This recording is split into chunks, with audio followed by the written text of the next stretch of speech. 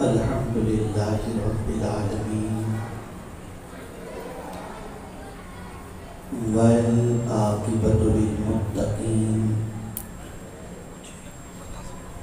والصلاة والسلام علی سید الانبیاء والمرسلین وعلی آلہ واصحابہ الطیبین الطاہرین، اما بعد فاعوذ باللہ من الشیطان الرجیم، بسم اللہ الرحمن الرحیم۔ یا ایھا الناس کلوا مما فی الارض حلالا طیبا ولا تتبعوا خطوات الشیطان انہ لکم عدو مبین۔ صدق اللہ العظیم۔ قابل قدر سادات کرام، مشائخ اعظام، علماء ذوی الاحترام، حاضرین و ناظرین، السلام علیکم ورحمۃ اللہ وبرکاتہ۔ میرے پیارے آقا صلی اللہ علیہ وسلم کے پیارے دیوانوں، جس آیہ کریمہ کی تلاوت کا میں نے شرف حاصل کیا، اس سے متعلق کچھ معلومات پیش کرنے سے پہلے آقا کریم رؤوف الرحیم علیہ تحیت و تسلیم کی بارگاہ بےکس پناہ میں جس طریقے سے میں پڑھا ہوں، عقیدت و محبت میں ڈوب کر اسی طریقے سے درود و سلام کا نذرانہ پیش کریں۔ الصلاۃ والسلام علیک یا رسول اللہ، الصلاۃ والسلام علیک یا حبیب اللہ، الصلاۃ والسلام علیک یا نبی اللہ، الصلاۃ والسلام علیک یا نور اللہ، وعلی آلک و اصحابک یا حبیب اللہ، صلی اللہ تعالی علیہ وسلم۔ میرے پیارے آقا صلی اللہ تعالی علیہ وسلم کے پیارے دیوانوں، بلبلہ انگیز، فکر انگیز اور مفید گفتگو آپ نے مجھ سے بیشتر محب گرامی حضرت مولانا سید امین القادری صاحب سے سماعت فرمائی۔ میں بھی تھوڑی دیر کے لیے حاضر آیا ہوں اور ایک ایسی عبادت کی طرف آپ کی توجہ کو مبذول کرانا چاہتا ہوں جس کو دور حاضر کا مسلمان الا ماشاء اللہ عبادت سمجھتا ہی نہیں۔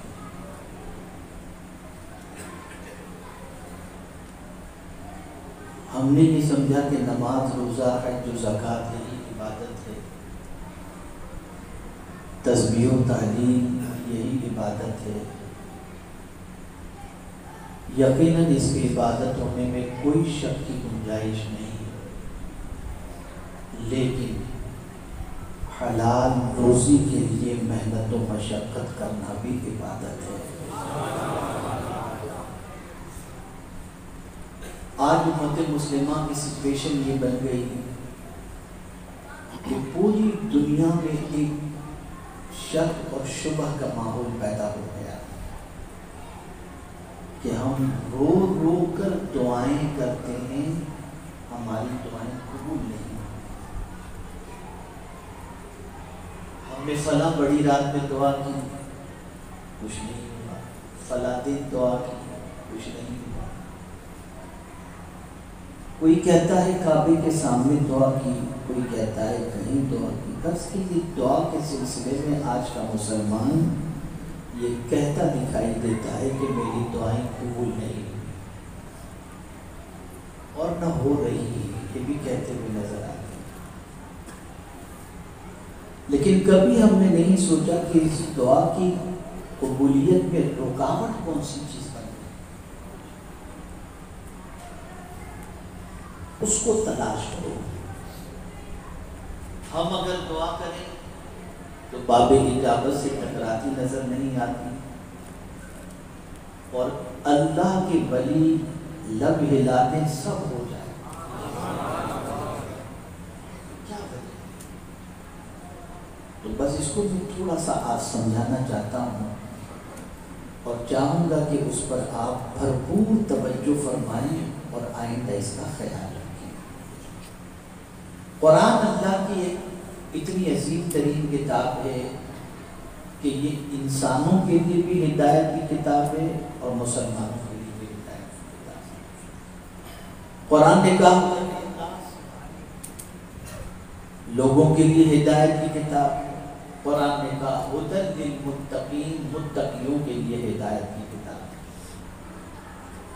تو قرآن انسانوں سے بھی خطاب فرماتا ہے، ایمان والوں سے بھی خطاب فرماتا ہے، انبیاء و رسل سے بھی خطاب فرماتا ہے۔ تو قرآن کے مخاطب سب ہیں۔ میں نے جس آیہ کریمہ کی تلاوت کا شرف حاصل کیا، اس میں اللہ عز و جل انسانوں سے خطاب فرماتا ہے، یا ایھا الناس، اے لوگو، سب آگے اس کے اندر، مسلم نان مسلم سب آگے۔ اب یہ کہنے کے بعد آگے قرآن کیا کہتے ہیں؟ کلوا مما فی الارض حلالا طیبا، زمین میں سے جو حلال اور پاکیزہ چیز ہے اس کو کھاؤ۔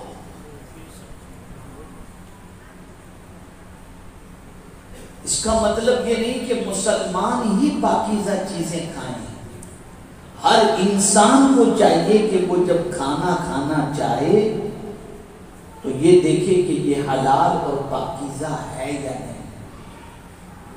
اس لیے کہ غذا کا اثر انسان کی زندگی پر پڑتا ہے۔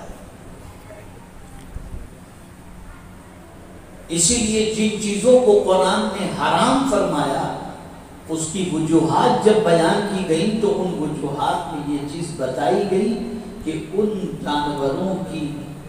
جانوروں کے گوشت کا اثر، ان کی عادتوں کا اثر انسان کی زندگی پر پڑتا ہے، اس لیے ان جانوروں کو حرام قرار دیا گیا۔ تو غذا کا اثر انسان کی زندگی پر پڑتا ہے۔ آپ ایک ایسی سوسائٹی میں رہتے ہیں جہاں ہندو بھی ہیں، مسلم بھی ہیں، کرسچن بھی ہیں، عیسائی بھی ہیں، یہ ضروری نہیں کہ آپ جہاں کہیں بھی رہتے ہوں یا جہاں کہیں بھی جاتے ہوں وہاں سب کے سب آپ کو کلمہ پڑھنے والے ہی ملیں، اس لیے قرآن چاہتا ہے کہ سب کی عادتیں درست ہوں، اس لیے فرمایا تم اپنی بھی بہتری چاہتے ہو تو اے لوگو سب زمین میں سے جو حلال و طیب ہے اسی کو تم کھاؤ۔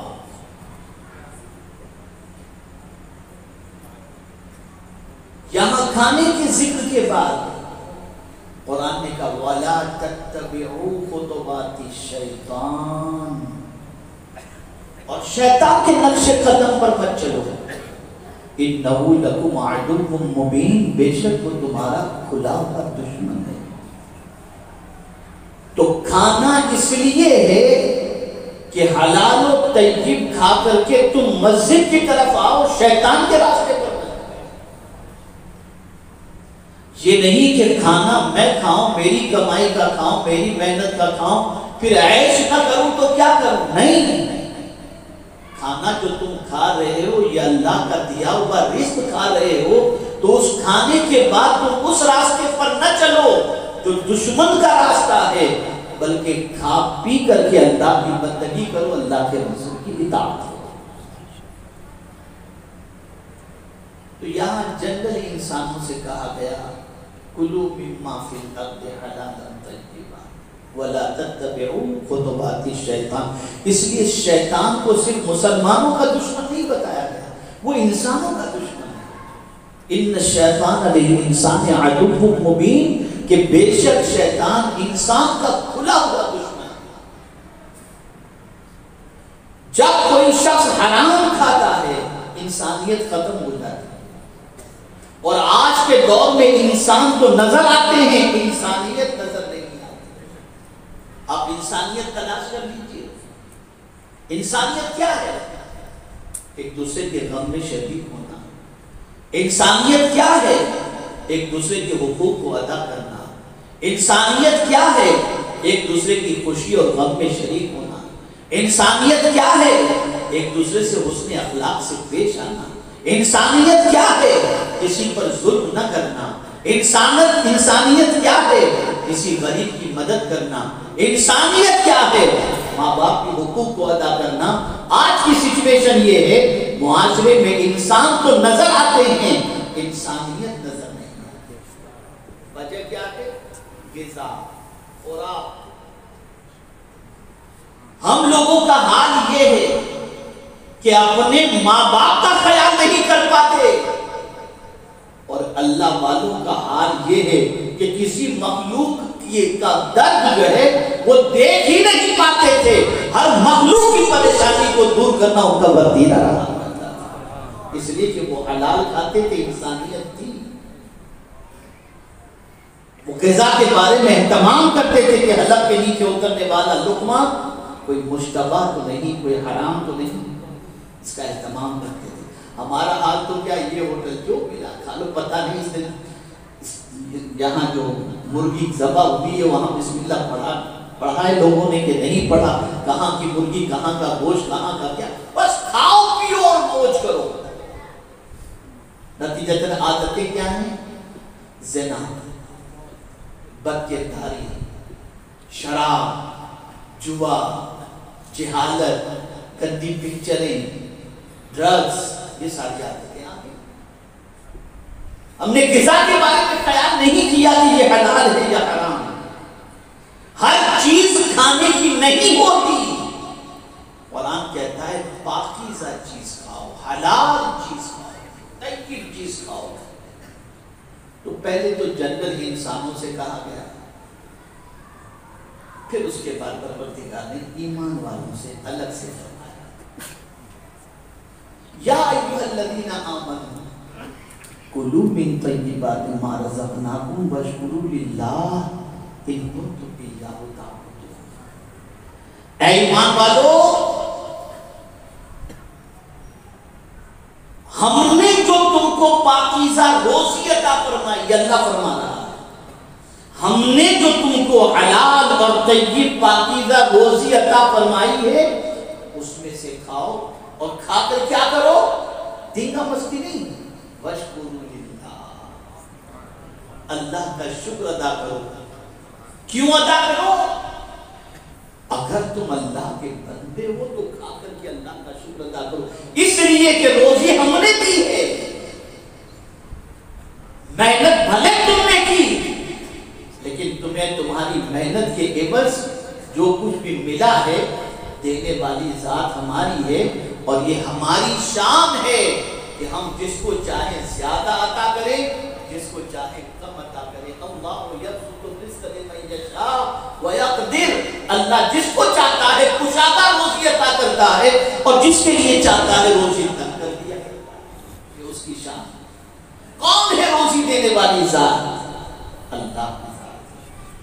تو اللہ فرماتا ہے ہم نے جو تم کو طیب عطا فرمایا، پاکیزہ روزی تمہیں عطا فرمائی، اسے کھا کر ہمارا شکر بجا لاؤ. مولا شکر بجا لائیں گے تو کیا ہوگا؟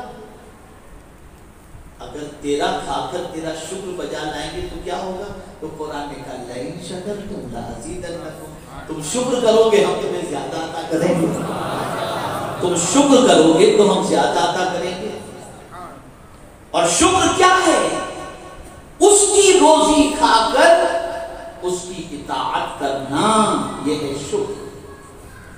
اس کے دیے ہوئے رزق کو کھا کر اس کے فرمان پر عمل کرنا، یہ ہے شکر. اب یہاں میں آپ کو ایک واقعہ سنا.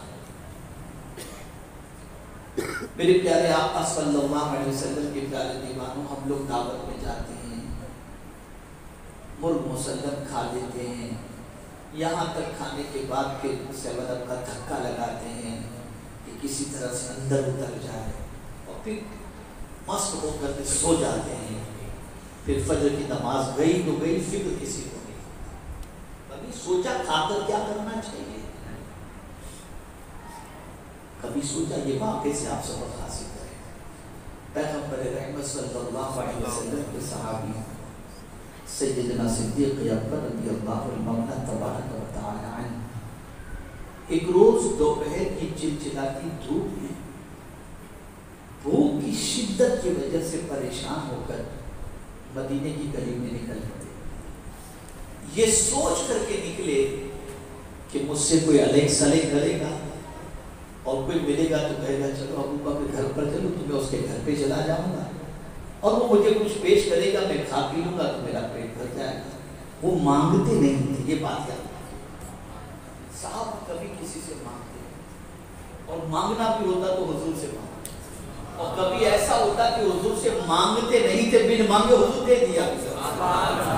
اور حضور کو یہ بھی معلوم ہوتا کہ اس کی خواہش کیا ہے، اس کی تمنا کیا ہے، تو تمنا کے ذکر سے پہلے تمنا بھی حضور پوری کر دیا تھا. یہ میرے مصطفیٰ جان محمد صلی اللہ علیہ وسلم، اس کو قرآن نے مینشن کیا ہے. قرآن نے اس طریقے سے مینشن کیا ہے کہ تم حضور صلی اللہ علیہ وسلم کے حجرے مبارک کے باہر سے حضور کو آواز نہ دو. اور اکثر آواز دینے والے بے وقوف ہوتے ہیں. اب کوئی پروردگار سے عرض کرے میرے مولا تیرے حبیب سے ملنے آئے، اگر ڈور بیل نہ بجائیں، دروازے پہ نوک نہ کریں، دستک نہ دیں، تو اندر والے کو خبر کیسے ہوگی کہ باہر کون آیا ہے؟ مولا تم منع فرما رہا ہے کہ دروازے پہ دستک بھی نہ دو، آواز بھی نہ لگاؤ، تو تیرے محبوب کو خبر کیسے ہوگی کہ باہر کون آیا ہے؟ قربان جائیے، قرآن نے باہر سے آواز لگانے والے کو بے وقوف فرمایا. ارے نادان تو نہیں جانتا، میرے مصطفیٰ کی شان یہ ہے کہ آنے والا کون ہے وہ بھی جانتا ہے، اور کیوں آیا ہے وہ بھی جانتا ہے. سبحان اللہ، نعرہ تکبیر، نعرہ رسالت، حضور داعیہ کبیر. سبحان اللہ، سبحان اللہ.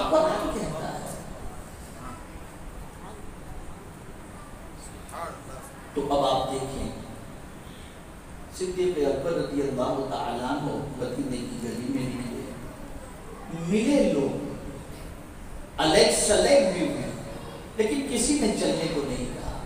تھوڑی دیر کے بعد فاروق اعظم نکلے تو سیدنا فاروق اعظم رضی اللہ تعالیٰ عنہ بھی بھوک کی شدت کی وجہ سے پریشان تھے، نکلے باہر. سوچا کوئی لے جائے. صدیق اکبر کو دیکھا تو پریشان ہوئی کہ پہلے سے ابو بکر بھی یہاں مدینے کی گلی میں چل رہے ہیں دھوپ کے اندر، یہ وقت تو نکلنے کا نہیں. پوچھا ابو بکر کیا بات ہے تم اس وقت؟ قربان جائیے ان لوگوں کی نظر پر ہے. فرماتے عمر تم جس مقصد سے نکلے ہو میں بھی اسی مقصد سے اب اتنے میں پیغمبر رحمت صلی اللہ علیہ وسلم اپنے حجرے مبارک سے باہر آئے. دیکھا تو دونوں عاشق موجود ہیں. یہ نہیں فرمایا کہ کیوں دھوپ میں نکلے ہو، کیا کر رہے ہو.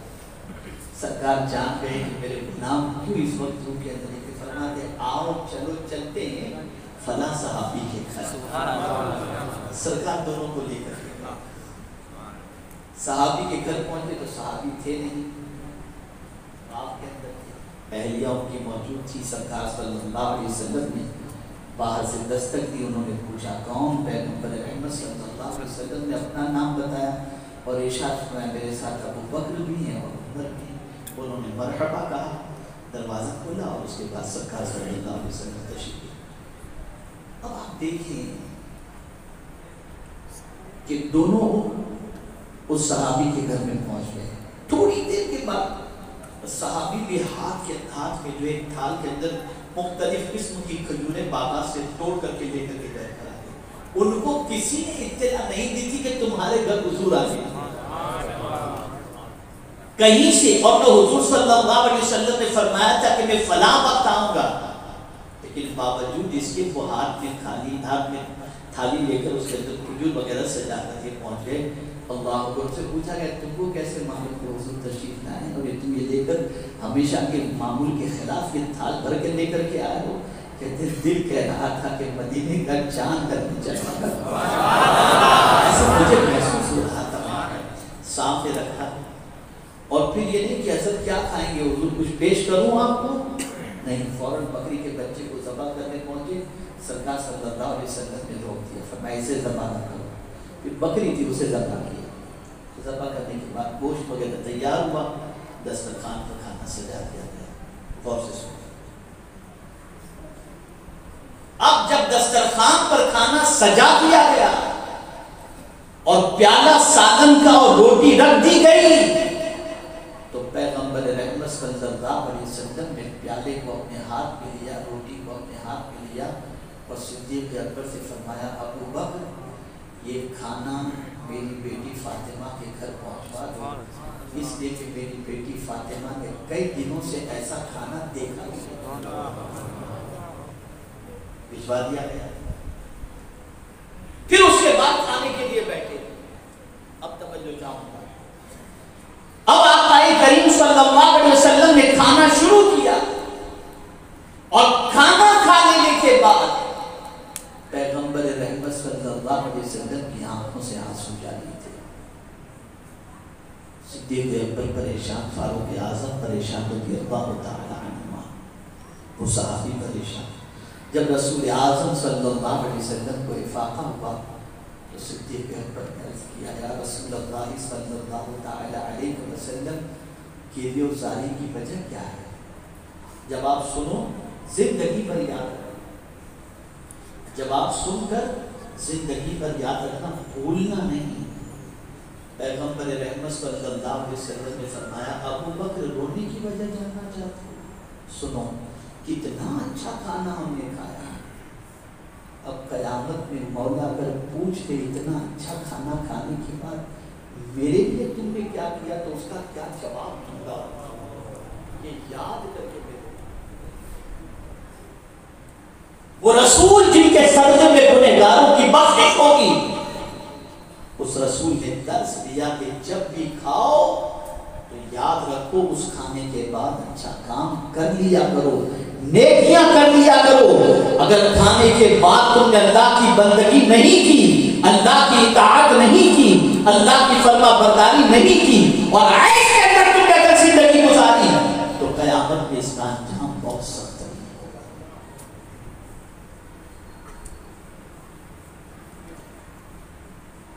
آج عیاشی کے لیے زیادہ کھایا جاتا ہے بعض جگہوں پر، الا ماشاءاللہ برائی کرنے کے لیے بہت زیادہ کھایا جاتا ہے، غذائیں استعمال کی جاتی ہیں، الا ماشاءاللہ کھاؤ۔ اللہ نے کھانے کا حکم دیا، پاکیزہ اور طیب چیزیں کھاؤ، حلال چیزیں کھاؤ، لیکن حلال چیزیں کھانے کے بعد اس کریم کا شکر بجا لاؤ۔ لیکن جس قوم کا مزاج یہ ہو کہ حلال کھانا تو بہت دور کی بات ہے، حرام غذائیں بھی استعمال کرتی ہو جو قوم، اور حرام نشہ بھی جو ہے، یہ کیا ہے آج منشیات اور ڈرگز کے اندر ہمارے نوجوان، شراب میں ہمارے نوجوان، منشیات میں ہمارے نوجوان، اور معاذ اللہ نشے کا کاروبار کرنے والے بھی بہت سارے کلمہ طیبہ پڑھنے والے آپ کو نظر آئیں گے۔ جانتے ہیں آپ اس کا انجام کیا ہے؟ حرام کے لقمے کا اگر حرام کا ایک لقمہ اگر حلق کے نیچے اتر جائے تو 40 روز کی عبادت کا ثواب ختم ہو جاتا ہے۔ اور حرام کے لقمے سے جو گوشت بنتا ہے، میرے آقا صلی اللہ علیہ وسلم فرماتے اس گوشت کا سب سے زیادہ حقدار اگر کوئی ہے تو میرے آقا فرماتے جہنم کی آگ۔ حلال کھاؤ اور اللہ کا شکر، میرے قریب تیرا کروڑوں احسان تو نے ایک غذا عطا فرمائی، شکر بجا لاؤ، نمازیں ادا کرو، اس کی اطاعت کرو، اس کی فرما برداری کرو۔ اگر تم ایسا کرو گے تو میرے رب کا وعدہ حق ہے، لئن شکرتم لَأَزِيدَنَّكُمْ، تم شکر کرو کہ اللہ تمہیں زیادہ عطا فرمائے۔ اور آج جو مسلمانوں پر ہر طرف سے پریشانی آ رہی ہے اس کی وجہ کیا ہے؟ یہی ناشکری۔ مَا يَفْعَلُ اللَّهُ بِعَذَابِكُمْ إِن شَكَرْتُمْ وَآمَنْتُمْ، اللہ تم کو عذاب دے